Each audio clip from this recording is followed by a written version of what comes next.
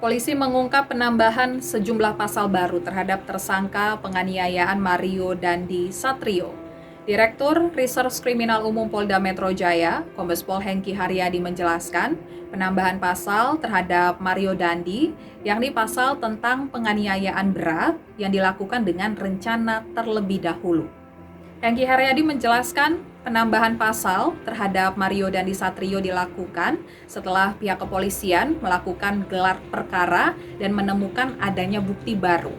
Perubahan pasal terhadap Mario Dandi Satrio dari yang sebelumnya hanya diterapkan pasal 76C jungto pasal 80 Undang-Undang Perlindungan Anak, subsidiar pasal 351 ayat 2 KUHP tentang penganiayaan berat, kini ditambahkan 2 pasal, yakni pasal 355 dan pasal 354 dengan ancaman hukuman maksimal selama 12 tahun penjara.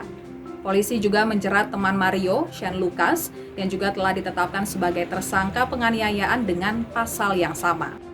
Kemudian polisi mengungkap tersangka penganiayaan Mario Dandi Satrio sempat memberikan keterangan bohong saat pemeriksaan terkait dengan kasus penganiayaan terhadap David. Kombes Hengki mengatakan pengakuan bohong itu juga sempat disampaikan AGH dan Shane Lucas saat menjalani pemeriksaan awal terkait kasus penganiayaan David. Bukti-bukti itulah yang membuat penyidik mengubah konstruksi pasal yang dipersangkakan kepada Mario Dandi dan Shane serta meningkatkan status AGH menjadi pelaku.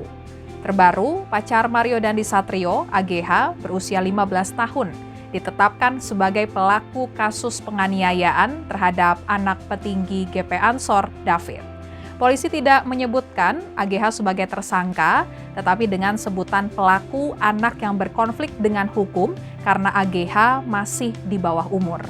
AGH disebut berada di tempat kejadian perkara atau TKP dan dinyatakan terlibat dalam kasus penganiayaan David.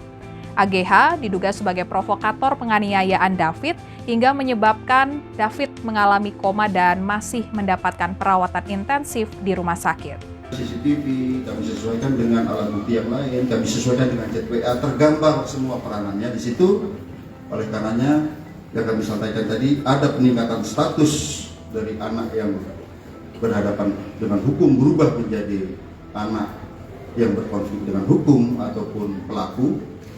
Kemudian ada perubahan konstruksi pasal.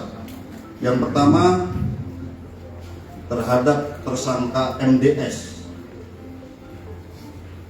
Konstruksi pasalnya adalah 355 KUHP ayat 1, subsidiar 354 ayat 1 KUHP, lebih subsidiar 353 ayat 2 KUHP, lebih subsidiar 351 ayat 2 KUHP, dan atau 76C junto 80 Undang-Undang Perlindungan Anak dengan ancaman maksimal 12 tahun penjara.